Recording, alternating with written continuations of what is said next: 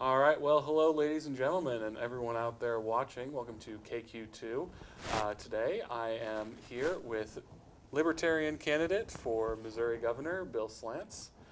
Bill, how you doing today? I'm well, Sam. How are you? I'm doing okay. We were just talking about the weather's finally turning to fall, so it's nice, and the election's coming up. It's gorgeous out there. Some people think it's a little cool. I think it's perfect. Yeah. So.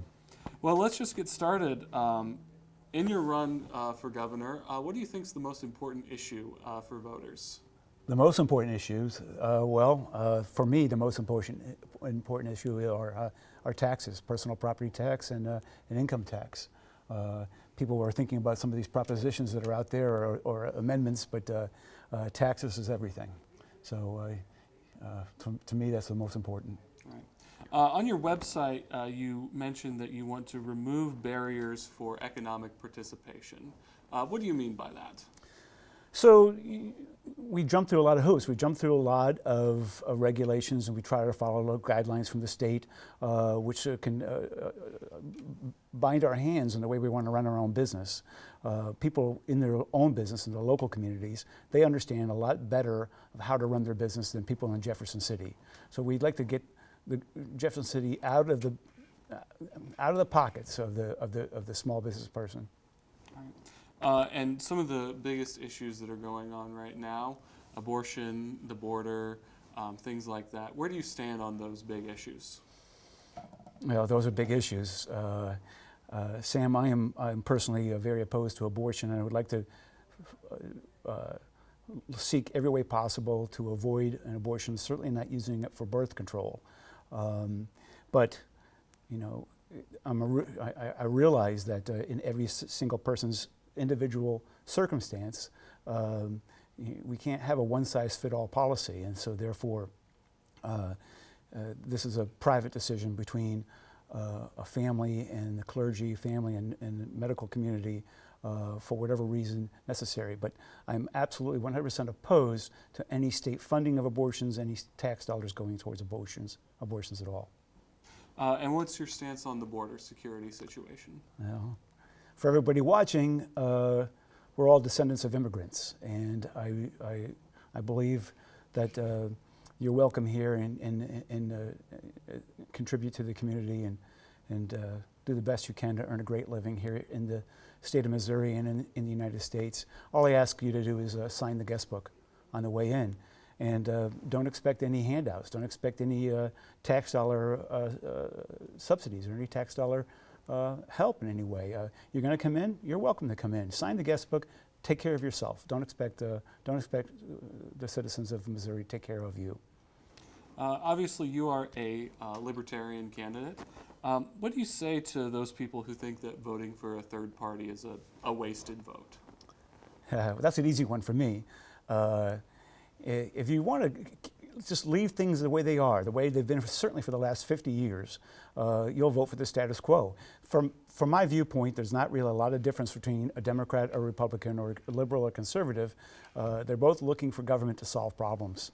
And you know, government really, you know, they can't solve those problems, you know, by themselves. So, if you're looking for things to go exactly as they've always been, with no change, then go ahead, vote for a Democrat or vote for a Republican. But if you're really looking for some dramatic change, think about voting for a third party. Think about voting for a Libertarian, because we're about personal freedom, not about government-run organizations. Who is your favorite famous Missourian? Well, that'd have to be Ozzie Smith. Okay, I'll take that one. Obviously, Royals country here, but of course. Yeah. What do you think it would take to have a legitimate third-party option in the United States? So, you know, there's an amendment of, I think it's 7 on the ballot today. This election talks about requiring citizenship and doing away with the ranked choice voting. I have to vote no on Amendment 7. I want to require citizenship to vote, but ranked choice voting is the best option you have for getting third party in service. If you're not familiar with ranked choice voting, it's basically down the ballot nominations. You would put like 5 people on the ballot, your top 5 candidates on the ballot. Those ballots would be consolidated. Your top 3 would be remaining. You'd then pick from your top 3, then you'd pick from your top 2, and then you have your service. So this would allow a third-party candidate to get in.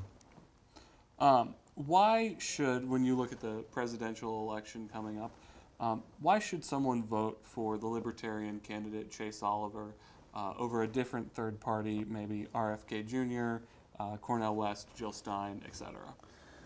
Well, again, the Libertarian Party and Chase Oliver is standing really for personal freedom, taking responsibility for your own life and not counting on government to run things for you. I tell a short little story about this. So, you come into a new community and the first thing you do is you turn your radio down and you sit up in your seat and you slow down a little bit. You start paying close attention to what's going on. What I'm asking you to do is stop asking the government to drive the car. Get up, drive it yourself, take care of it. I think Chase Oliver is kind of thinking the same way. What is your favorite Missouri tourist attraction or point of interest in Missouri? Oh, I'm a big golfer, so all those Branson golf courses are fantastic to me. And of course, I love the St. Louis Arch. Yeah. For sure. I golfed at Top of the Rock one time. That was a great time. Even if you're not that good, that's a great golf course. Yeah, for sure. When you look at your opponents in the governor's race, what do you see as the biggest strengths and weaknesses of the two candidates? And we can just start out with Kehoe. Well, so Kehoe is a gentleman and he's a businessman. He does not need the job of governor. He's offering leadership. Based on a lifelong history of running businesses. That's definitely a major positive from Kehoe. So he's not in it for the ego. He's in it for the leadership, and I respect him for that. Weaknesses is he's still going to be expected to toe the party line. He's still going to be expected to swallow the medicine and do what the party tells him to do. And this, even though he's a strong guy and he's from North St. Louis, and raised very tough, there's going to come a time when he's going to have to just, do what he's told to do. I don't see the same thing with Ms. Quaid. She's doesn't quite have enough experience in my view, in a negative point of view. She doesn't have quite enough experience for that type of leadership. However, she brings a fresh point of view, so that'd be a positive for her. What's your plan to reach out to younger voters in this election? Yeah. So that kind of comes automatically with libertarianism. Younger voters are constantly looking for an alternative to the D's and the R's, and we find that our base is mostly young voters. And then they start losing ground or losing the game to a D or an R, and then they decide they're going to give up the fight. But mostly our base comes from the young voters. You've been running for office here in Missouri for quite some time now. When was the first time you ran for office? Oh boy, I ran for state rep. Maybe 15 years ago. I can't remember the exact year it was. It was my first time. I was getting involved involved in the Missouri Libertarian Party, and it quickly came to my attention that our biggest contribution to Missouri Libertarians is to run for office. Ballot access is a very treasured thing. If you lose your ballot access, the process of going through to get ballot access again is an enormous and expensive thing. So as a libertarian, if we really believe in our libertarian ideas, the best thing we can do for the party is to run for office. And so with that being said, with all your history of running for office, obviously I think you would agree that it would be pretty difficult for you to be elected to an office, just looking at the state of the U.S. So what motivates you to keep going? Well, that's also easy. So I'm here with you today, and my chances of winning the governor's election here in Missouri are not fantastic. Although miracles happen, things happen. We're at a crux in this community right now. We're at a point where people have had enough of the status quo, and so you never know what might happen. But I'm here to speak to your audience, to provoke people, to ask them to think outside the box, to ask them to think in a different way than they've been thinking for the last 50 years. And so some of my ideas are intended to provoke you, intended to make you think, oh, wow, I hadn't really thought of it that way before. And what kind of ideas would you say are provoking people that you see out in Missouri? Yeah, so right off the bat, you have getting rid of of personal property tax and income tax. Half of the Missouri budget is used for education and used for social services. And I would like to see those services provided from the bottom up, from the local community coming up, rather than policy for education, policy for social services coming out of Jeff City. I would like to see it come out of St. Joseph. The people of St. Joe, or the people of different communities around Missouri, have a much better idea of how to educate their children, a much better idea of what their needs are, and they don't need to have Jeff City give them a one-size-fit-all blanket policy on how to educate children. And I'd like to see that happen from the community up. So I don't want to get rid of the opportunity to educate children. I just don't think that should be done on a statewide level. And you've also mentioned in your policy platform school choice. So what do you see as the biggest barrier to that in Missouri? Well, again, we go in with the status quo. People are just kind of used to the government taking care of things. We just throw in our tax dollars, and the government will take care of educating our children. And really, the people who are the entities that are taking care of educating our children are actually the teachers' unions. The unions drive the show. The unions provide donations to elected officials, and they're the ones who drive policy in education. So I would like to see government divorced from the education of our children.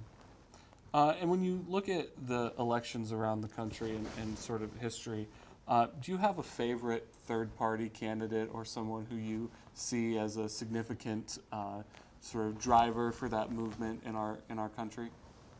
Currently today? Currently or yeah. Throughout history? Yeah, my favorite candidate coming through time, obviously Ron Paul is our best libertarian ever. He was clear-minded and spoke to a great message and did serve in Congress. So, he was a libertarian. He was on the Republican ticket, but he was a true libertarian in his heart, great leader. And Gary Johnson, who ran for president about 8 years ago, was also a fantastic individual and had a clear mind of libertarianism. You mentioned getting ballot access for the Libertarian Party. What does that entail, and what kind of threshold do you have to hit to be able to maintain that as a party? That's a moving target. It varies a little bit here and there, but it's basically a certain percentage of the votes that come out in that particular election. So if I don't have the exact number in my brain, but it's something close to 3%. So if 3% of the people vote for a third-party candidate, that puts that third party on the ballot for the next couple of elections. You fall below 3%, and then it gets in jeopardy. Anything else that you would like to discuss that hasn't been mentioned so far today? There's a couple things that we could think about. Okay. So we talked about maybe where we are with with criminalization or drugs. We haven't talked about that, but that's a big thing we spend an awful lot of money in Missouri trying to corral or trying to stop. We arrest people using or abusing drugs as criminals, and they're not. Criminals are people who abuse others or take other people's property or that type of thing. A drug abuser is not a criminal, in my opinion, and we've spent way too much money and far too many resources trying to convince people otherwise. So. Do you think the legalization of marijuana in Missouri and in other states around the country has helped with that? Oh, absolutely, sure. It's a stepping stone. One step at a time. It is a stepping stone. Then normalize that, people become accustomed to it, and then you can go to the next level. Sure, sure. What other issues do you hope people in Missouri are aware of and worried about in the upcoming election? Well, let's be clear. When it comes to sports gambling, there's a couple things going on here. First of all, it's being designed by the big players, by the big casinos, and they're the only ones going to be allowed to play the game. And that's unfortunate. I believe that the mom and pop organizations should be able to run sports gambling without a problem. And it offends me greatly to sugarcoat the whole thing and said the proceeds of sports gambling are going to go to education. If you can't find a way to pay for education traditionally the way that you've been doing it, then you need to find a better way to budget your education, not look for more dollars. You can't continue to collect more dollars, expect things to change or get better. So sports gambling is, there's no problem with that. That's a no-brainer. But let's not sugarcoat it with how we're going to raise money for the needs of whatever. All right. And what do you hope? What sort of what's your biggest goal at the end of the day on November 6th? What will you what do you define as success in your campaign? Yeah, I'm having success right now speaking with you today. This is the reason I'm in the campaign. At the end of the day, if I can grab a larger percentage of the vote than the previous candidates have done, I would consider that also a big win. You never know where that's going to go. The party is evolving in a very progressive way right now. Progressive meaning in a positive way, and I see that libertarian candidates across the board can offer much better solutions to our issues than currently being offered. All right. Yeah. Anything else you want to say before we wrap up? Oh, Sam, this has been a great interview. I appreciate it. All right. Well, thank you very much for your time and for stopping by KQ2. Yeah. And thank you, ladies and gentlemen, for joining us today. Thank you.